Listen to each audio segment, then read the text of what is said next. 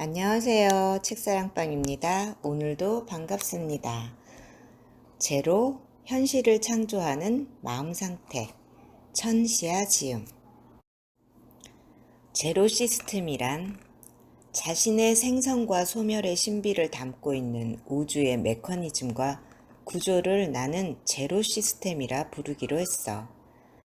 만물은 제로의 법칙 속에서 태어나고 자라고 사라지지.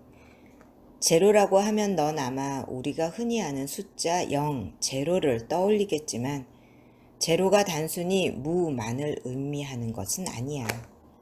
나는 어느 날 문득 모든 삶의 형태는 서로 다르지만 제로의 법칙으로 이루어져 있다는 공통적인 사실을 깨닫게 됐어.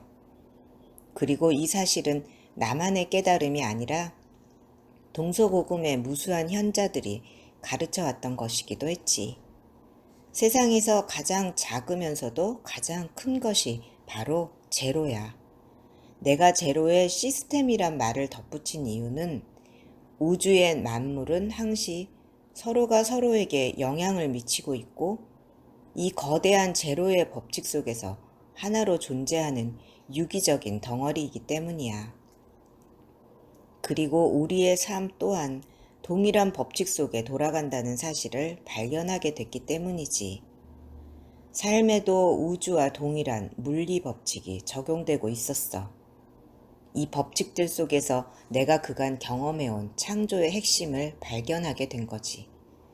그래서 나는 이 법칙들을 제로 시스템이라는 하나의 법칙으로 정리했어. 이제부터 제로 시스템에 대한 이야기를 하려 해. 제로 시스템에 의한 현실 창조는 그 자체가 목적이 아니야. 창조는 제로 시스템 속에서 자연스럽게 일어나는 일에 불과하지. 당연한 현상이랄까? 제로 시스템의 목적은 우리 모두가 진정한 창조자의 존재 상태로서 삶을 살게 하는 데에 있어. 내가 시험 삼아 몇몇 사람에게 제로 시스템의 법칙을 알려줬던 적이 있거든. 신기하게도 그들 역시 삶 속에서 창조를 경험하기 시작했어. 덕분에 나는 제로 시스템의 법칙이 특정한 소수에게만 적용되는 것이 아니라 모두에게 적용되는 원리임을 확신하게 됐어. 현실을 창조하는 능력은 당연하고 자연스러운 능력이야. 그리고 삶의 본래 목적을 깊이 이해하게 되면 될수록 우리는 더욱 막강한 창조의 힘을 발휘할 수 있게 되는 거지. 너도 그럴 수 있을 거라 믿어. 무감정의 법칙. 모든 감정으로부터 늘 평정을 유지하라. 중용. 제로 포인트를 유지한다는 것은 가운데를 지킨다는 의미와 같아. 어느 한쪽으로 치우치지 않고 중간 지점을 지키는 것이 제로 시스템의 핵심이지. 그럼 삶 속에서 우리는 어떻게 가운데 자리를 유지할 수 있을까? 정의의 여신상은 공정한 법 집행과 정의 구현의 의지를 상징해. 그녀는 한 손에는 천칭을, 다른 한 손에는 긴 칼을 들고 있지. 그녀는 천칭의 한쪽에는 죄의 값을 올려놓고 다른 한쪽에는 그에 상응하는 대가를 올려놔. 그리고 그 둘이 상응하면 공평하다고 판단하고 한쪽으로 기울면 공평하지 못하다고 판단하여 들고 있던 칼로 상대의 목을 베어버리지. 그녀의 판단에는 어떤 동정도 연민도 끼어들지 못해. 그녀는 눈을 가리고 있으므로 누가 어떤 죄를 지었는지도 알지도 못하지. 오직 저울처럼 균형이 맞는지 안 맞는지만을 판단할 뿐이야. 그녀는 무정한 존재일까? 아니면 최고의 재판관일까? 하늘은 무정하다는 말이 있어. 하늘은 인간들의 바람은 아랑곳 없이 때로는 가뭄을, 때로는 홍수를 일으키지. 하늘 아래 사는 인간들은 종종 하늘의 무심함을 원망하지만 그건 인간의 관점일 뿐이야. 자연은 그저 일어날 일을 일으키고 사라져야 할 것들을 흩어버릴 뿐이니까. 자연 법칙에는 감정 따윈 존재하지 않기 때문이지. 유교에서는 최고의 덕목을 중용이라 하여 삶 속에서 가운데 자리를 유지하는 방법을 가르쳤어. 중용은 기쁨, 분노, 슬픔과 즐거움 등의 감정에 휩쓸리지 않는 상태를 중이라 이르며 강조하지. 이처럼 감정의 변화를 만들지 않는 것이 중, 즉 제로 포인트에 머무는 열쇠야. 감정이란 어떤 일을 마주했을 때 일어나는 마음이나 기분을 말해. 앞장에서 살펴보았듯이 마음이란 우리가 경험했던 주관적인 정보들의 집합이지. 우리는 경험하지 못한 것에 대해서는 아무것도 알지 못하며 그저 자신의 주관적인 판단으로서 추측할 뿐이지. 하지만 그런 태도로는 균형이 있는 중간 지점을 찾을 수 없어. 우주의 제로 포인트를 제쳐둔 채 지금 나의 위치가 바로 우주의 중심이라고 주장하는 셈이니까. 물론 넌 언제나 우주의 중심이지. 하지만 네가 치우쳐 있는 상태라면 우주의 힘은 너의 편이 될 수 없어. 주관적인 견해나 판단을 내려놓기 위해서 우리는 먼저 감정에 치우치지 않기로 선택해야 해. 옳고 그름, 선과 악, 좋고 싫음을 모두 떠나 오직 제로 포인트에 자리 잡음으로써 그 어떤 치우침으로부터 벗어나도록 해봐. 좋아 보이는 일이나 곤란해 보이는 일에도 늘 감정을 다스려 중심을 잡아봐. 김칫국부터 마시지 말라는 말도 있듯이 일이 진행되는 상황을 섣불리 판단하여 중심을 잡지 못하고 지레 좋아하거나 지레 걱정하고 있으면 안 돼. 바라던 상황이 오다가도 다시 멀어져 버리고 말 테니까. 대신에 감정의 균형을 잡고 있으면 다가오는 상황을 실제로 맞이할 수 있게 되지. 내가 처음 이 원리를 알게 된 건 중학교 때야. 앞에서 했던 시험 이야기 기억나지? 감정의 균형은 현실 창조를 좌우하는 특별한 열쇠야. 가끔은 네 앞에 닥친 고난이 너무 가혹하다고 느껴질지도 몰라. 누구는 잘만 사는데 나는 왜 이렇게 힘든 거냐고 하늘을 원망하고 있을지 모르지. 하지만 설령 현실이 그렇게 보일지라도 감정에 휘둘리지 말고 늘 평정심을 유지해야 해. 네 안에서 끊임없이 제로 포인트를 찾다 보면 불공평하게 보이던 상황도 문득 새로운 가능성으로 보여지는 순간이 올 거야. 제로의 법칙을 지키기만 하면 현실은 놀라운 변화를 가져다 줄 수 있어. 그게 우주의 신비지. 정의의 여신처럼 우주는 오로지 제로 포인트를 지켰느냐, 지키지 않았느냐를 판단할 뿐 다른 무엇도 심판하지 않아. 인간의 상식으로는 뭔가 억울하고 합당하지 않게 느껴질 수도 있어. 하지만 우주의 모든 일은 일어날 만하기에 일어나는 거야. 우주의 법칙은 한치의 오차도 없이 지켜지고 있다는 사실을 명심해. 우주의 힘을 사용하기 위해서는 먼저 우주의 마음을 이해해야 해. 느낌을 멈춰라. 어떤 대상을 마주하면 자동적으로 내가 가지고 있는 도식들에 의해 특정한 느낌을 받게 돼. 이러한 느낌들은 크게 세 가지 종류로 나눌 수 있어. 1. 기분 좋은 느낌. 2. 기분 나쁜 느낌. 3. 좋지도 나쁘지도 않은 느낌. 좋은 느낌을 받았을 때 우리는 그것을 소유하거나 가까이 하고 싶다는 마음을 갖게 돼. 어떠한 것을 바란다, 갖고 싶다고 생각하게 되는 이유는 그 대상에서 좋은 느낌을 받았기 때문이야. 여기서 주의할 건 그것이 정말 내게 필요한 것인가 라는 검증은 행해지지 않는다는 점이야. 때문에 우리는 좋은 느낌에 반응하여 반사적으로 그것을 추구하고 내가 진정으로 원하지도 않는 것들을 염원하면서 세월을 허비하게 되지. 한편 기분 나쁜 느낌이 들 때는 본능적으로 그것을 피하고 싶은 마음을 갖게 돼. 그것을 피할 수 없는 상황이 되면 그 대상을 향한 분노와 증오, 공격성까지도 생겨나지. 하지만 그런 감정들은 상황과 무관한 그저 주관적으로 잘못 치우친 반응일 경우가 많아. 이로 인해 삶 속에 온갖 문제들이 발생되는 거야.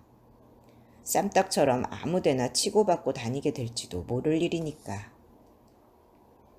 좋지도 나쁘지도 않은 느낌은 달리 말하자면 무덤덤한 느낌이야. 중이라고 착각하기 쉽지만 이러한 상태는 제로 포인트가 아니야. 우유부단하고 선택을 못하는 상태일 뿐이지 무엇이 옳은지 그른지 판단조차 되지 않기 때문에 그저 어리석게 우왕좌왕 하는 거야. 알면서 선택하지 않는 것과 몰라서 선택하지 못하는 것은 확연히 달라. 이러한 어리석음과 주저함은 오히려 상황을 악화시키기 쉽지. 또한 영악한 무리에 휩쓸려서 자신의 인생을 망치기도 쉬워. 주관적인 도식에 의해 마음이 한쪽으로 쏠리는 순간 우리의 마음은 온갖 감정을 만들어내거든. 감정에 휘둘리지 않기 위해서는 그 근원이 되는 세 가지 느낌, 좋은 느낌, 나쁜 느낌, 좋지도 나쁘지도 않은 느낌을 먼저 그쳐야 해. 이 법칙을 나는 무감정의 법칙이라고 불러. 무감정의 법칙이란 좋고 싫음의 양극을 초월한 중간을 의미하지.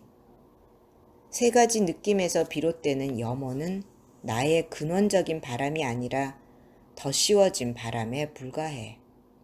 자동적인 욕구의 반응일 뿐 우리가 진정 이루고 싶은 것과는 상관이 없는 거지. 좋은 느낌, 나쁜 느낌, 좋지도 나쁘지도 않은 무덤덤한 느낌에서 벗어나야만 해. 그리고 무감정 속에서 제로 포인트를 찾아야 해. 제로 시스템으로부터 현실을 창조하기 위해서는 잠시 생각을 멈추고 자신이 그동안 원해왔던 것들을 재점검해 보아야 하는 이유가 바로 여기에 있어. 뭔가를 원한다는 건 이미 치우친 상태, 즉 제로 포인트에서 벗어난 상태야. 이미 우리는 한쪽으로만 막대한 에너지를 쏟고 있는 거지. 그러므로 우리는 바라는 것을 선택하기 이전 바라지 않은 상태로 자신을 리셋시킴으로써 현재와 같은 감정들에 치우치지 않는 고요한 상태에 먼저 머무를 수 있어야 해. 창조하기 이전의 상태, 창조를 위한 제로 상태로 자신을 가져다 놓아야 한다는 거야. 창조를 하겠다고 무작정 덤기기는 아직 일러. 먼저 바라던 모든 것을 내려놓고 고요해져 봐. 네 마음은 언제나 무감정한 상태를 유지해야 해. 알겠지? 시간의 법칙. 제로 포인트는 언제나 현재에 있다. 현재의 비밀. 까르페 디엠. 지금 이 순간을 살아야 한다는 말 자주 들어봤을 거야. 깨달은 모든 성인들도 지금 여기를 강조하지. 그 이유는 지금 여기가 바로 모든 것을 창조해낼 수 있는 제로 포인트이기 때문이야. 제로 포인트는 우리의 시공간을 정중앙에 위치해 공간의 중앙은 내가 있는 바로 이곳이고 시간의 중앙은 과거와 미래의 사이인 현재야. 시간은 상대적인 개념으로서만 존재하는 단위야. 과거와 미래란 실제로 존재하지 않는 허상이지만 우리에게 그것이 마치 실제하는 것처럼 너무나 친숙하지. 시공간의 제로 포인트를 찾는다는 것은 내가 있는 이곳에서 현재의 순간을 찾는 거야. 그렇다면 현재의 순간을 어떻게 찾을 수 있을까? 시간의 축 위에서 현재는 아주 짧은 찰나에 불과해. 미래는 매 순간 현재가 있고 또한 매 순간 과거로 변해가지.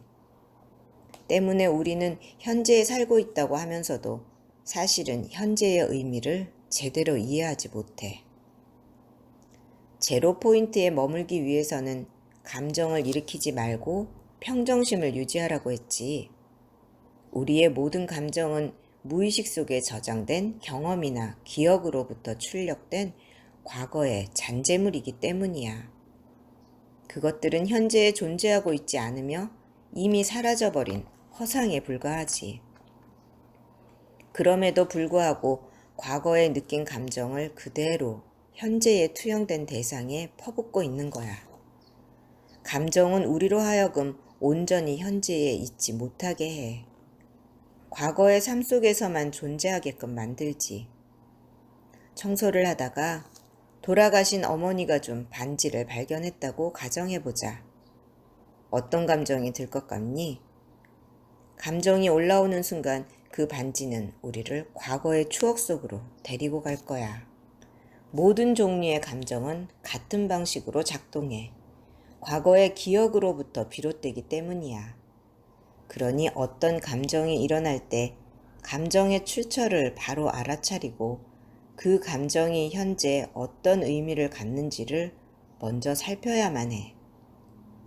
지금 느끼는 감정이 무의식 속에 저장된 기억 정보에 불과하다는 것을 깨닫는 순간 비로소 그 감정으로부터의 분리가 일어나게 되거든.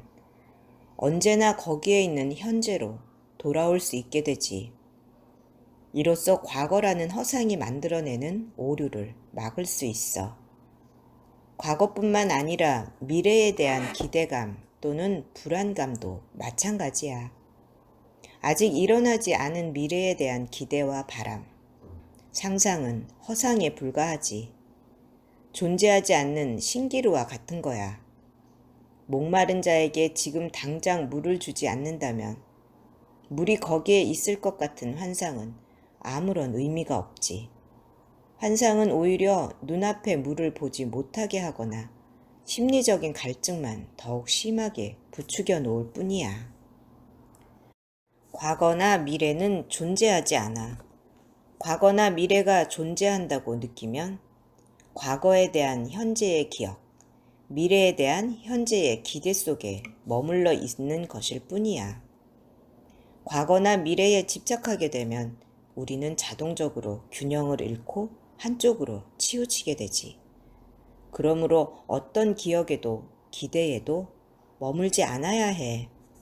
그래야만 영원한 현재인 지금 이 순간 속에 오롯이 남아있을 수 있지. 제로 포인트, 즉 지금 이 순간이라는 어떠한 판단도 없이 그저 순수한 인식, 알아차림만이 존재하는 영원한 찰나야. 또한 매 순간 순수 정보를 받아들이는 상태지. 그때야말로 우리는 모든 사물의 본질을 있는 그대로 마주하게 돼. 이게 바로 직관이야. 직관은 있는 곧바로 바라본다는 뜻이지. 네 생각이 간섭하지 않는 현재의 존재 그대로를 바라보는 투명한 시야 말이야. 상식적으로는 매번 새롭게 현실을 인식한다는 것이 비효율적이고 불필요한 일이라고 생각될지도 몰라. 하지만 매 순간 모든 정보를 정확하게 받아들이는 것이야말로 오류가 제로인 상태, 즉 완벽한 알아차림의 상태야. 자동적 사고는 현실을 왜곡시켜 우리를 망상 속에 머물게 하니까. 다시 말하면 제로 포인트는 산을 산으로 보고 물을 물로 볼 수 있는 중간 지점이야. 다른 산 혹은 다른 물과 비교하며 감탄하거나 실망하는 것이 아니라 있는 그대로 아, 산이구나, 아, 물이구나 하고 알아차릴 수 있는 경계인 거지. 이 경계에 머물 때 우리는 산 혹은 물 앞에 온전히 존재할 수 있게 돼. 생각 정보를 제외한 오감을 극대화시켜 매 순간의 순수 정보를 마음껏 받아들여 봐. 그럼 제로 포인트를 통해 우주의 사이 공간에 접속하게 될 거야. 만물의 본질을 마주하여 우주의 신비를 체험하게 되는 거지. 그리고 그건 오직 현재에서만 일어날 수 있어. 지금, 여기. 현재의 마법. 사람들은 과거의 정보 속에서 살아가고 있어. 무의식 속에 쌓여있는 정보, 경험, 도식, 자동적 사고는 모두 과거의 것이야. 우리의 삶은 새로운 미래가 현재로 와서 과거가 되어버리는 매 순간인 셈이지. 1초 전에 미래는 현재를 지나 한순간에 과거가 되어버린다는 말이야. 시간이 지배하는 공간 속에서 변화하지 않는 것은 아무것도 없어. 모든 것은 순식간에 과거의 것이 되어버리지. 미래에 정확하게 무슨 일이 일어날지는 아무도 몰라. 아무리 뛰어난 예언가일지라도 미래를 맞출 확률은 50%에 불과하지. 예언이 맞거나 아니면 틀리거나. 미래는 현재에 의해 변화해. 미래는 곧 현재의 산물인 거야. 네가 마음 먹고 움직이는 만큼 미래도 변화할 수 있어. 경우에 따라서는 상상을 뛰어넘을 만큼 커다란 변화가 일어날 수도 있지. 왜냐하면 미래에 어떠한 조건이 생성될지는 누구도 알 수 없기 때문이야. 우리는 그저 미래에 일어날 일의 발생 조건만을 만들 뿐이야. 거기에 어떤 재료가 더해져서 그 일이 실현될지는 아무도 모르지. 그러니 지금의 기준으로 미래를 규격화하여 한계를 정하는 건 어리석은 행위야. 지금 내가 어떤 선택과 행동을 하느냐에 따라 미래의 가능성은 무한히 열려 있으니까. 과거 또한 이미 지나가 버렸다고 해서 영원 불변한 것은 아니야. 어렸을 때의 부주의함으로 인해 일어난 일의 불명예스러운 딱지가 영원히 내게 붙어 다녀야 하는 건 아니지. 우리는 자신의 과거까지도 변화시킬 수 있어. 물론 과거의 행위는 이미 벌어진 사실이지. 하지만 우리는 사실에 대한 우리의 기억을 변화시킬 수 있어. 과거는 기억에 포함되어 있는 감정에 따라 큰 상처가 될 수도 있고 잠시 웃고 지나쳐버릴 가벼운 해프닝이 될 수도 있는 거지. 현재의 네가 마음먹기에 따라 과거는 얼마든지 아름답게 기억될 수 있어. 과거에 일어난 일조차도 현재의 시점에서 얼마든지 수정할 수 있다니 놀랍지 않니? 때문에 항상 현재에 사는 것이 중요해. 현실을 내 뜻대로 창조하기 위한 기본 전제는 온전히 현재에 머무는 거야. 온전히 현재에 머무는 거야. 그런데 우리는 무한한 창조가 가능한 마법의 현재 속에 사는 대신 지나가 버린 과거 또는 오지도 않은 미래 속에서 살고 있잖아. 미래를 대비하느라 현재의 즐거움과 휴식을 잊고 사는 샐러리맨들은 미래 속에 살고 있고, 과거의 슬픔에 빠져 새로운 사랑을 시작하지 못하는 솔로들은 과거 속에서 살고 있지.